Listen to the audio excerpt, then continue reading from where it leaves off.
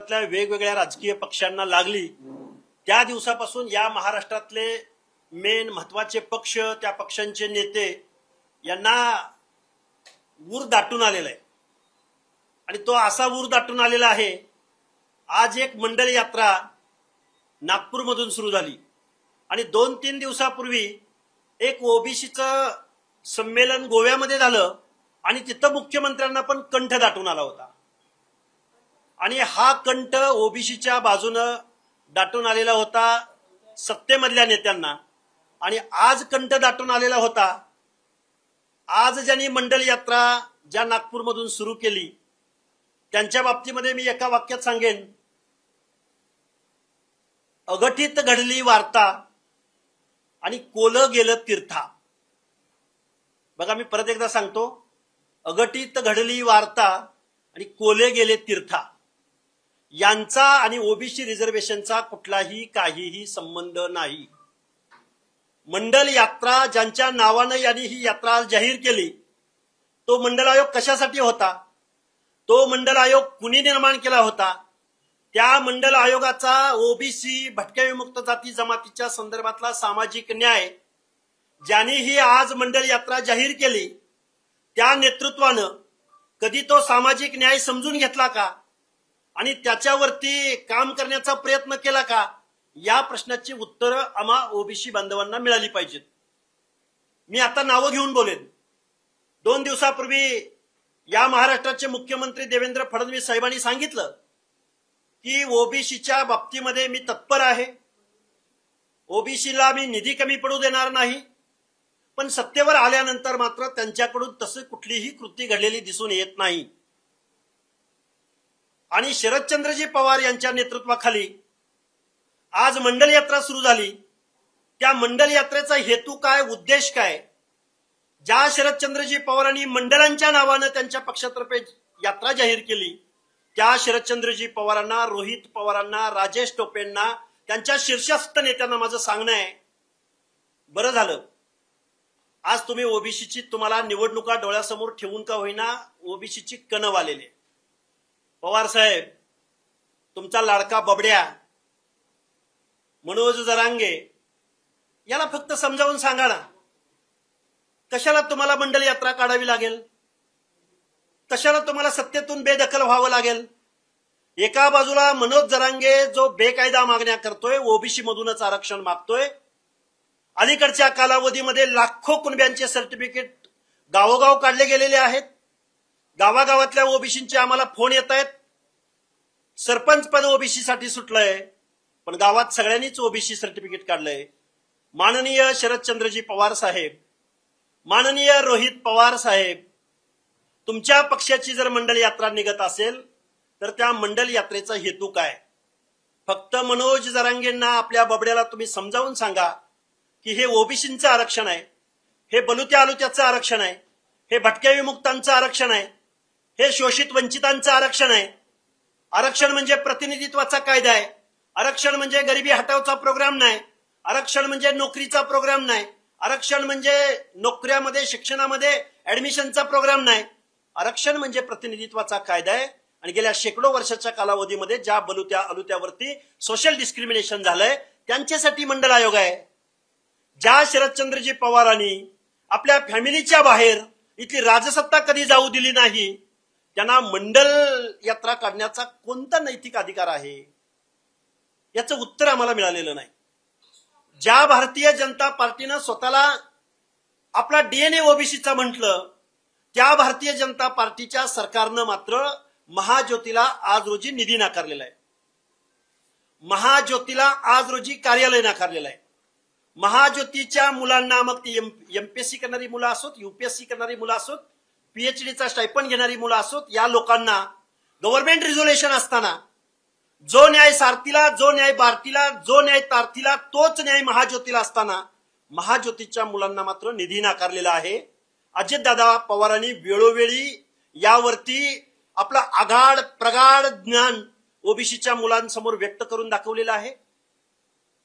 मुख्यमंत्री महोदय, तुम्ही निवडणुकांना सामोरं जात असताना 20 ओबीसींची महामंडळं वेगवेगळ्या जातींची जाहीर केली.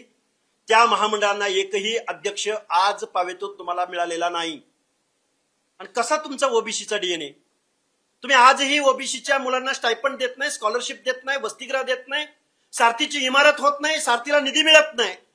मुख्यमंत्री महोदय, कसा तुमचा ओबीसी डीएनए आहे? याचं उत्तर आम्हाला मिळालं पाहिजे. शरदचंद्रजी पवार असोत की देवेंद्र फडणवीस असोत, की 8-10 दिवसापूर्वी काँग्रेसचे नेते राहुलजी गांधी यांनी दिल्लीत ओबीसीच्या संदर्भात परिषद घेतली. गेली 20 वर्ष आम्ही ओबीसीला समजून घेतलं नाही, ही त्यांनी चूक मान्य केली.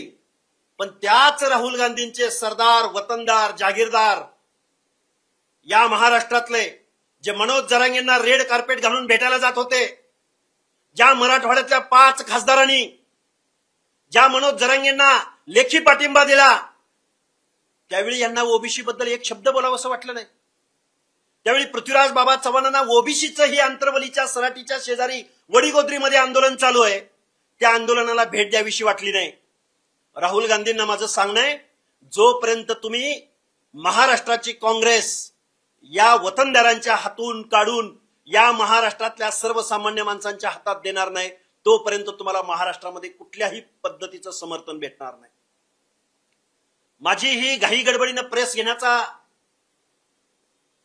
उद्देश असा आहे की उठसूट प्रत्येक पक्ष आज यात्रा काढतंय, कोण मोर्चा काढतंय, कोण घोषणा करतंय, पण ओबीसीच्या वाट्याला मात्र आज काहीही मिळत नाही. वेगवेगळ्या पक्षामध्ये ओबीसीचे सेल आहेत, वेगवेगळ्या पक्षाचे मंत्री या महाराष्ट्राच्या मंत्रिमंडळात आहेत, अनेक आमदार आहेत. कधी नव्हे तो ओबीसीचा टक्का यावर्षी महाराष्ट्राच्या विधानसभेत वाढलाय. या सगळ्या लोकांना माझी हात जोडून कळकळीची विनंती आहे, येऊ घातलेल्या निवडणुकीमध्ये ओबीसीच्या बाजूने तुम्ही बोलणार आहात का? बजेटबद्दल तुम्ही बोलणार आहात का?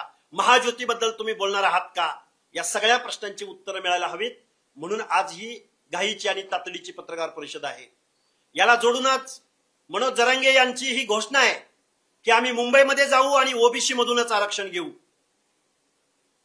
आम्ही ते राजकीय आरक्षणही घेऊ. कधी काळी या महाराष्ट्रामध्ये माझ्या मराठा बांधवांची आरक्षणाची चळवळ उभी राहिली. पहिल्यांदा त्यांनी सांगितलं आम्हाला शिक्षण आणि नोकऱ्यामधलं आरक्षण पाहिजे.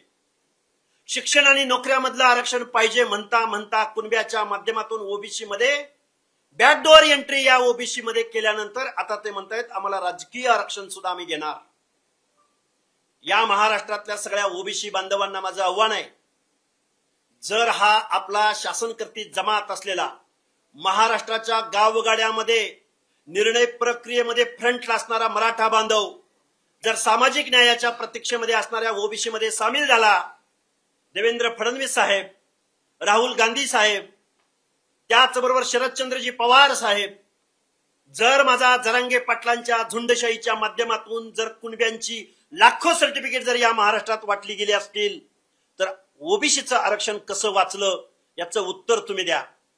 नाहीतर मंडल यात्रा काढा, नाहीतर डीएनए म्हणा, नाहीतर ओबीसीला नाकारून आम्ही चूक केली असं राहुल गांधींचं वक्तव्य असो.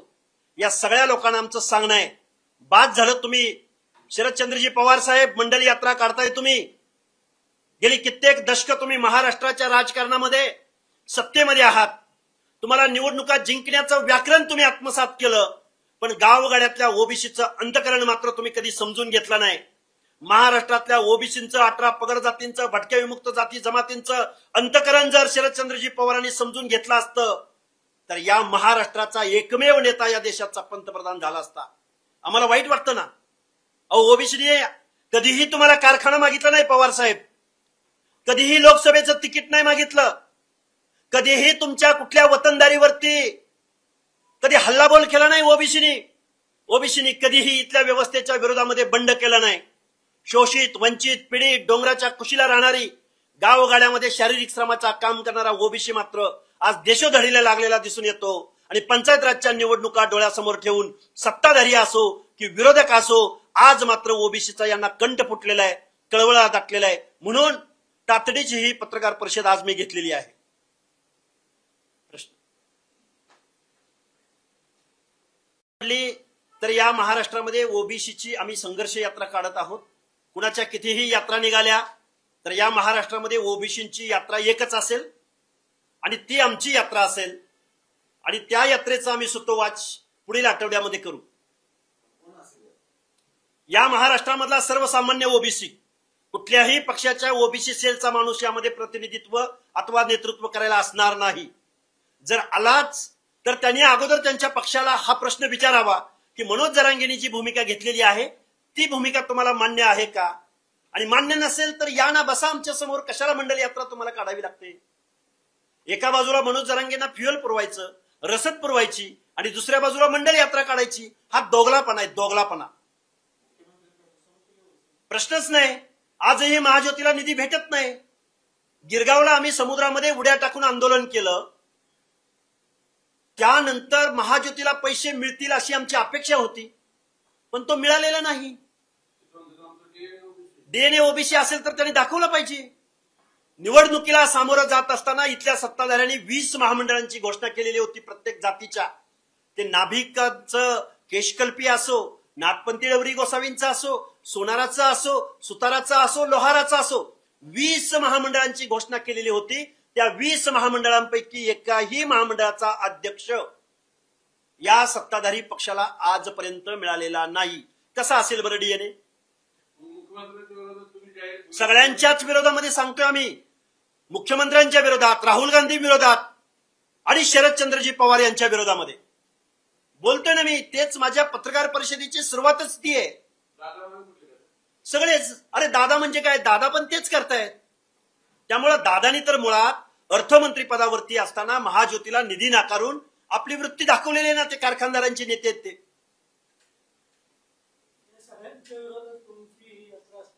ही ओबीसींची यात्रा असेल आणि ओबीसींच्या हक्क अधिकाराची यात्रा असेल. गेल्या 2 वर्षाच्या कालावधीमध्ये आम्ही उपोषणं केली, आंदोलनं केली. त्यावेळी शरदचंद्रजी पवारांनी आमच्या उपोषणाला भेट द्यायचे नाकारलेलं आहे. कुठला नैतिक अधिकार तुम्हाला भेटला की तुम्ही आज मंडल यात्रा नागपूरमधून काढताय आणि अर्धसत्य महाराष्ट्राला सांगू नका. या देशामध्ये मंडल आयोग लागू व्हायला 1993-94 साल उजडावं लागलं. तुम्ही योगायोगाने महाराष्ट्राचे मुख्यमंत्री होता. तुम्ही कधीही ओबीसीचं आरक्षण मिळावं, मंडल आयोग लागू व्हावा म्हणून कुठल्याही राष्ट्रीय व्यासपीठावर शरदचंद्रजी पवार कधीही गेलेले नाहीत. मंडल आयोग लागू होण्यासाठी महामानव काशीरामजींचं योगदान आहे, अरुण कांबळेंचं योगदान आहे, बाबा आढावांचं योगदान आहे. मंडल आयोग लागू व्हावा म्हणून बबनराव ढाकणेंचं योगदान आहे, स्वर्गीय शिवाजीराव बापू शेंडगेंचं योगदान आहे, अण्णासाहेब डांगेंचं योगदान आहे, दिबा पाटलांचं योगदान आहे. मंडल आयोग लागू व्हावा म्हणून बाळासाहेब आंबेडकरांचं योगदान आहे, रामविलास पासवानांचं योगदान आहे, त्याचबरोबर शरद यादवांचं योगदान आहे, लालू प्रसाद यादवांचं योगदान आहे. तुम्ही कुठल्या व्यासपीठावर गेला होता? तुम्ही कुठल्या नैतिक आधारावर तुम्ही तीर मारताय, मंडल यात्रा काढताय? तुम्हाला कुणी अधिकार दिला मंडल यात्रा काढण्याचा? शरदचंद्रजी पवार साहेब, महाराष्ट्राला अर्धसत्य सांगण्याच्या भानगडीत पडू नका. आणि मंडल आयोग लागू झाल्यानंतर महाराष्ट्रामध्ये तुम्ही काय केलंय? ओबीसींना काय मिळालंय या महाराष्ट्रामध्ये?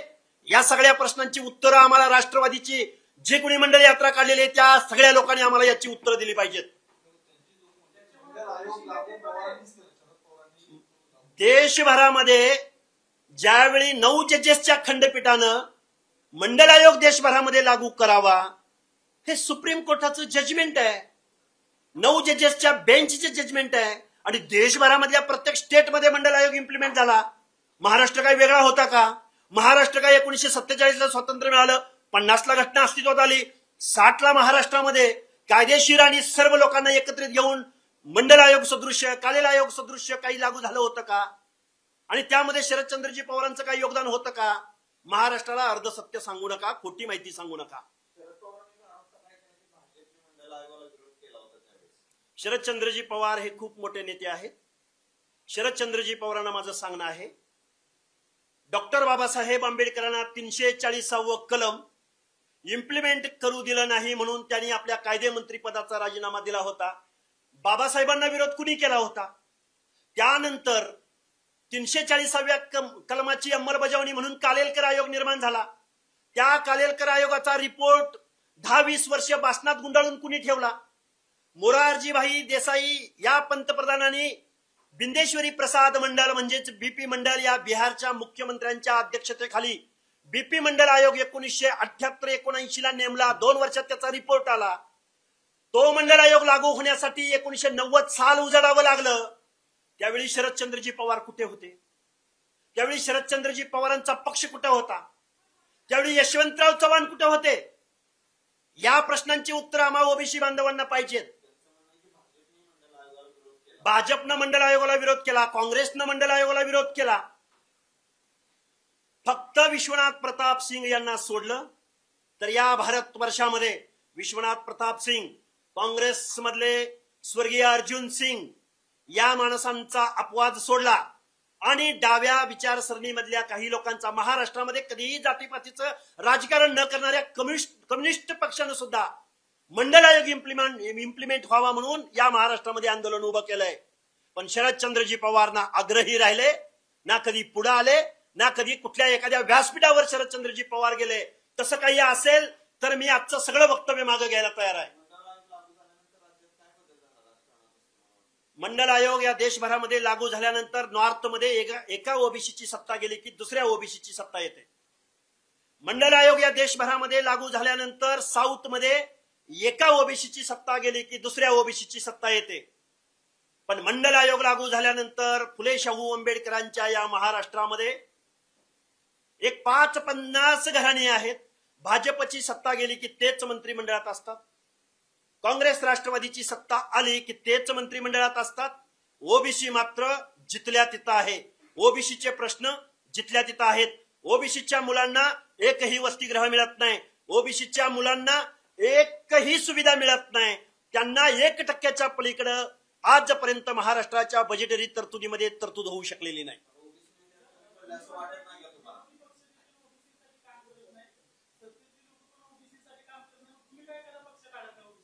पक्ष काढायची भूमिका या महाराष्ट्रातली परिस्थिती, या महाराष्ट्रातली जनता, या महाराष्ट्रातला ओबीसी इथून पुढच्या कालावधीमध्ये निश्चित हा व्हॅक्यूम भरून काढला जाईल. मी तेवढा मोठा आहे की नाही मला माहिती नाही, पण देवेंद्र फडणवीस साहेब मुख्यमंत्री झाल्यापासून सत्ताधारी ओबीसीच्या प्रश्नावर बोलायला तयार नाहीत.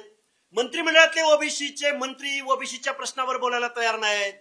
पण विरोधी पक्षातले ना रोहित पवार बोलायला तयार आहेत, ना शरदचंद्रजी पवार, सुप्रिया सुळे बोलायला तयार आहेत, ना काँग्रेसचे कुठले महाराष्ट्रातले नेते बोलायला तयार आहेत. अरे त्या गिरगावच्या समुद्रामध्ये आम्ही उड्या घेतल्या, अधिवेशन चालू होतं, त्याच वेळी कारखानदारांचा नेता, वतनदारांचा नेता अजितदादा पवार आजारी पडलेल्या साखर कारखान्यांना पुरवणी मागण्यामध्ये 2000 कोटी रुपयाचा निधी मंजूर करून घेत होता. पण ओबीसीच्या पोरांना, पीएचडीच्या पोरांना नोंदणी दिनांकापासून स्टायपंड नाकारत होता. त्यावेळी ना विरोधक बोलले ना सत्ताधारी बोलले. त्यामुळे या महाराष्ट्रामध्ये फक्त आणि फक्त ओबीसी भटक्या विमुक्त जाती जमातीच्या तोंडांना पानं पुसण्याचा प्रोग्राम चालू आहे. काय फडणवीसांचं? फडणवीस साहेबांना मी हे बघा, फडणवीस साहेबांना मी पुढच्या 15 दिवसाचा अल्टिमेटम देईन. 15 दिवसाच्या कालावधीमध्ये महाज्योतीला तुम्ही निधी द्या. जे अलीकडच्या 2 वर्षाच्या कालावधीमध्ये ज्यांनी कुणबी सर्टिफिकेट घेतलेत त्यांना आम्ही तिकीट देणार नाही म्हणून जाहीर करा. ओबीसीला ओबीसीच्या लोकसंख्येच्या प्रमाणात निधी जाहीर करा.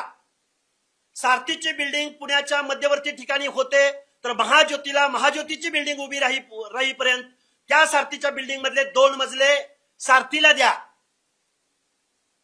महाज्योतीच्या मुलांना स्टायपंड द्या. या गोष्टी तर या येऊ घातलेल्या 10-15 दिवसाच्या कालावधीमध्ये फडणवीस साहेबांनी महाराष्ट्राचे मुख्यमंत्री म्हणून जर जाहीर केली. ज्या पद्धतीने अजितदादा पवारांनी स्वतःच्या जातीची सारथी आणि सारथीचं पालकत्व स्वतःकडे घेतलं, 1000 कोटीचा निधी वर्ग केला. देवेंद्र फडणवीस साहेब, जर ओबीसी तुमचा डीएनए असेल तर महाज्योतीचं पालकत्व तुमच्याकडे घ्या ना. अडचण काय आहे तुम्हाला? डीएनए ओबीसीचा आहे ना तुमचा. यावर फडणवीस साहेबांनी आम्हाला येऊ घातलेल्या 10-15 दिवसाच्या कालावधीमध्ये उत्तर दिलं पाहिजे. नाहीतर ओबीसीच्या बाजूनं ओबीसी निश्चित पंचायत राजच्या निवडणुकीमध्ये आपली निर्णायक भूमिका निसेन्स व्हॅल्यू इथल्या राजकारण्यांना दाखवून देईल. 15 दिवसामध्ये ओबीसीच्या हितावर महाराष्ट्राच्या मुख्यमंत्र्यांनी बोलावं. अजितदादा पवारांनी अर्थमंत्री म्हणून ज्या तत्परतेनं कारखान्यांना निधी दिला, ज्या तत्परतेनं इतर लोकांना निधी दिला, त्याच तत्परतेनं महाज्योतीला निधी देण्यात यावा. अन्यथा ओबीसी येऊ घातलेल्या निवडणुकीमध्ये ओबीसीकडे पॉकेट आहेत. ओबीसीकडे पंचायत राज, जिल्हा परिषद असो, पंचायत समिती असो, आपल्या माणसाला मतदान करण्याचा निर्णय निश्चित ओबीसी घेतील. मी आता इथं बसल्यापासून देवेंद्र फडणवीस कुणाचे आहेत? भाजपचेच आहेत ना. मी आतापर्यंत किमान 4 ते 5 वेळा त्यांना सवाल प्रश्न विचारलेले आहेत. वेळ पडली, त्यांनी नाही आमच्या मागण्या मान्य केल्या तर भाजपच्या विरोधामध्ये आम्ही निर्णय घेऊ. त्यामुळं जनता सार्वभौम आहे. महाराष्ट्रात 50% जास्त ओबीसी आणि भटके विमुक्त जाती जमाती आहेत. शरदचंद्रजी पवारांना थोड्या उशिरा का होईना पण ओबीसीच्या मताचा कुठेतरी काहीतरी झळ बसली म्हणूनच आज त्यांनी मंडल यात्रा सुरू केली ना. काय हेतोय मंडल यात्रेचा? बरं, देवेंद्र फडणवीस साहेब ज्या राष्ट्रीय ओबीसी महासंघाच्या अधिवेशनामध्ये गेले, कोणती घोषणा केली देवेंद्र फडणवीस साहेबांनी? मी ओबीसी महासंघाच्या व्यासपीठावर गेल्या कित्येक वर्षापासून जातोय म्हणून चालणार आहे का? नाही चालणार. ओबीसीच्या पोरांना, ओबीसीच्या योजनांना, ओबीसीच्या महामंडळांना अध्यक्ष नेमा फडणवीस साहेब.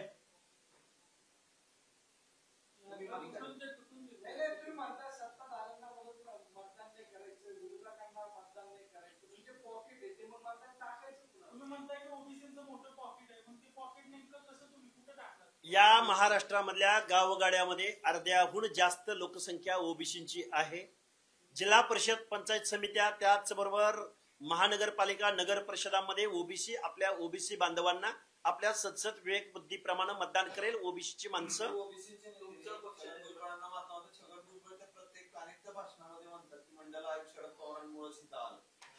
ते कसा आला त्यांनी कधीतरी पुढे येऊन सांगावं. भाषणामध्ये सांगितलं त्यांची राजकीय, हे बघा ते पक्ष, ते त्या पक्ष, असं म्हणणं नाही माझं. माझं म्हणणं एकच आहे, एकच योगायोग आहे फक्त. मंडल आयोग देशभरामध्ये लागू होत होता त्यावेळी योगायोगानं महाराष्ट्राचे मुख्यमंत्री शरदचंद्रजी पवार होते. नाही, नेते मान्य करतात तो त्यांना प्रश्न विचारा. मी छोटा कार्यकर्ता आहे. मी काय सांगतोय, मी माझं मत मांडतोय. छगन भुजबळ साहेब खरं बोलतायत का खोटं बोलतायत हा प्रश्न भुजबळ साहेबांना विचारा.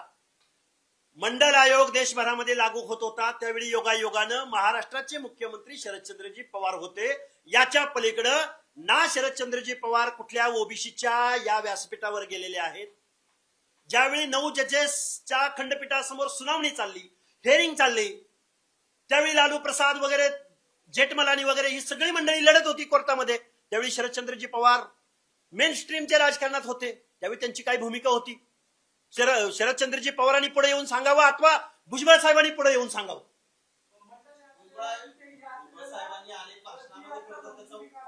काय हे बघा, मंडळ, हे बघा प्रतियात्रा, इथं सगळ्यांनी मंडळ यात्रा काढाव्यात, पण मंडळ आयोग कशासाठी का? आम्ही येऊ घातलेल्या 4-5 दिवसामध्ये महाराष्ट्रामध्ये आमच्या बैठका सुरू आहेत. आम्ही येऊ घातलेल्या 4-5 दिवसामध्ये ओबीसीच्या संघर्ष यात्रेची आम्ही घोषणा करणार आहोत. आम्ही साधारणपणे आतापर्यंत आम्ही अशा निष्कर्षाप्रत आलेलो आहोत की मातृतीर्थ सिंदखेड राजा मा जिजाऊंच्या जन्मस्थळापासून आम्ही ही यात्रा सुरुवात करत आहोत. पहिल्या टप्प्यामध्ये ती 12 जिल्ह्यामध्ये जाईल आणि साधारणपणे 1162 किलोमीटरचा रोडमॅप आमचा तयार आहे. अनेक आमदार ओबीसीच्या नावाने तुम्ही त्याच्यानंतर मोठी प्रेस घेतली, सगळे ओबीसी आमदार एवढे निवडून आले म्हटलं, ते तिथे गेले की सगळे विसरले. त्यांना येऊ घातलेल्या निवडणुकीत परत जनता सार्वभौम आहे ना. ओबीसी नावावर निवडून आलेली आमदार मंडळी हिंदुत्वाचं जाणव घालून फिरतात, त्यांचं काय करणार? त्यांचा निषेध व्यक्त करतोय मी इथं. ओबीसीच्या प्रश्नावर एकही ओबीसीचा मंत्री त्यांचा निषेध व्यक्त करतोय. कार्यकर्ता मी दुसरं काय करू शकतो? जेवढे या महाराष्ट्राच्या मंत्रिमंडळामध्ये ओबीसी मंत्री आहेत, तोंडाची कुलप बाजूला काढा, नाहीतर तुम्हाला तुमच्या मतदारसंघामध्ये ओबीसी हे प्रश्न विचारल्या वाचून राहणार नाही.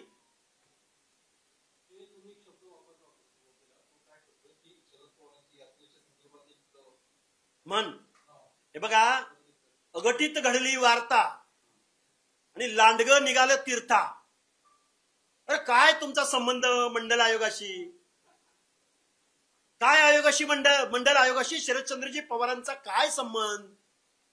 घरामध्ये सुप्रियाताई खासदार, स्वतः खासदार, नेते. जितेंद्र आव्हाड कधी ओबीसीच्या आंदोलनात दिसले का तुम्हाला महाराष्ट्राच्या? अरे 2 वर्षाच्या कालावधीमध्ये जितेंद्र आव्हाड कधी जरांगे पाटलांना कधी बोलायला गेले का? तो संतोष बांगर कावड यात्रा करतो, शिंदेना घेऊन फिरतो, हिंदुत्व करतो, ओबीसीवर निवडून आलेला या निषेध करणार का? निषेध, सत्ताधाऱ्यांचा निषेध. तुम्ही विरोधकांचा निषेध करताय, सत्ताधाऱ्यांचा निषेध करताय. म्हणजे तुमच्या काय? आरक्षणाचं योगेश हे बघा, ज्या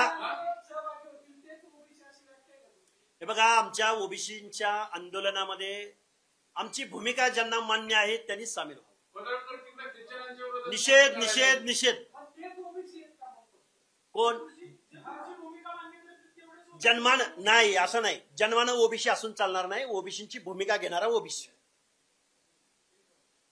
ओबीसी मध्ये जन्माला आला आणि ओबीसी माणूस आहे म्हणून मंत्रिमंडळात आहे.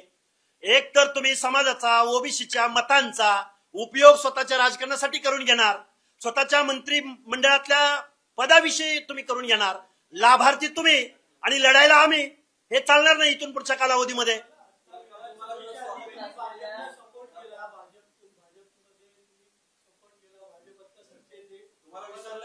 आम्हाला वाईट वाटतंय, मला नाही विसरलं, आमच्या ओबीसी बांधवांना विसरलंय.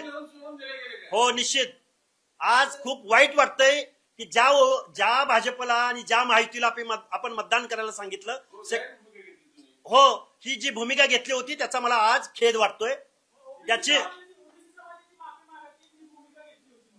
आम्हाला आमचा शत्रू एवढा अकराळ विकराळ समोरचा होता आणि त्यावेळी ही भूमिका घेण्यामागचं कारण असं होतं. तुमचा प्रश्न रास्तय, उत्तर देतोय. उत्तर नाही, माफी मागायचा सवाल कुठे येतोय? मी सत्तेमध्ये नाही, मी एक आंदोलक आहे.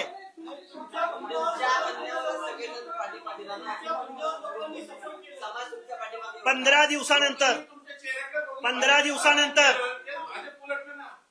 दिवसानंतर भाजपनं ह्या ज्या ओबीसीच्या आम्ही मागण्या केलेल्या आहेत त्या मान्य केल्या नाहीत, तर ओबीसी बांधवांची माफी मागून ओबीसीची चळवळ या महाराष्ट्रामध्ये भाजपच्या विरोधी, काँग्रेसच्या विरोधी, पवारांच्या विरोधी, राष्ट्रवादीच्या विरोधी, शिवसेनेच्या विरोधी, सगळ्यांच्या विरोधी नॉर्थमध्ये ओबीसीची चळवळ जी चालू आहे, साऊथमध्ये जी ओबीसीची चळवळ चालू आहे, ती नव्यानं या महाराष्ट्रामध्ये ओबीसीची चळवळ उभी राहील. भाजप वगैरे आमचा डीएनए, जर आमचे प्रश्न येऊ घातलेल्या 15 दिवसात जर हे प्रश्न नाही मंजूर केले, कोण फडणवीस, कुठली भाजपा आणि कुठले ओबीसीचे मंत्री, आम्ही त्यांना देणं घेणं लागत नाही. हे ओबीसीचे मंत्री जर बोलणार नसतील तर त्यांना त्यांच्या मतदारसंघात त्यांच्या घरासमोर जाऊन आम्ही त्यांना त्यांचा जाब विचारू. या सत्ताधारी पक्षाला फक्त 15 दिवसाचा अल्टिमेटम. निर्णय चुकला नाही, 15 दिवसाची वेळ आम्ही सत्ताधाऱ्यांना देतोय. ठीक आहे ना? नाही झाल्या तर भाजप विरोधी आम्ही भूमिका घेऊ. आज शरदचंद्रजी पवारांच्या विरोधात अजितदादा पवार सत्तेतच आहेत ना. गेल्या महिन्याभरापासून आम्ही अजितदादा पवारांच्या विरोधात बोलतोय की जे अर्थमंत्री आहेत, ज्यांच्याकडे वित्त व नियोजन खातं आहे, ते सारथीला एक न्याय देतात आणि महाज्योतीला एक न्याय देतात.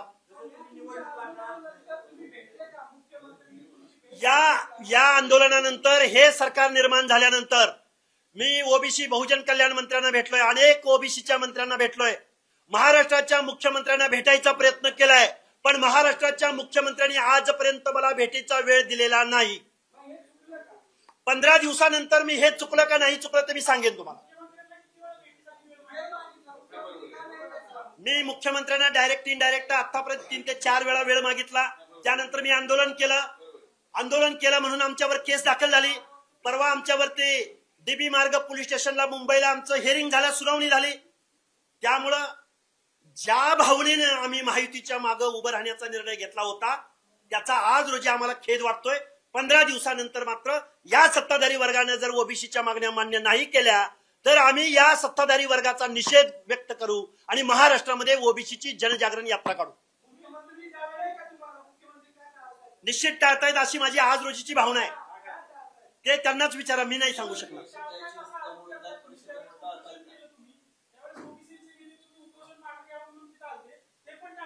सगळेच नेते टाळतायत असं माझं म्हणणं आहे. लढायला आम्ही होतो.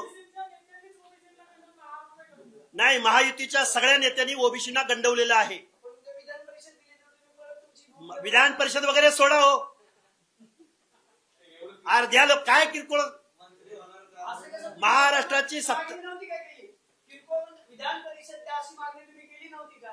हे बघा, तुम्ही मला, विधान परिषद द्या अशी मागणी तुम्ही सत्ताधाऱ्यांकडे केली होती का नव्हती? मी कधीही मागणी अशी अधिकृत कुठल्याही नेत्याकडे, कुठल्याही मुख्यमंत्र्याकडे, कुठल्याही सत्ताधाऱ्याकडे केलेली नाही. पत्रकार परिषद तुम्ही बोलला, मी माझ्या ओबीसी बांधवांना एस्पिरेशन म्हणून बोलू शकतो ना की आम्ही या सत्तेला मुख्यमंत्री ओबीसीचा करायचा आहे. तुम्ही काय बोलता विधान परिषदेचं?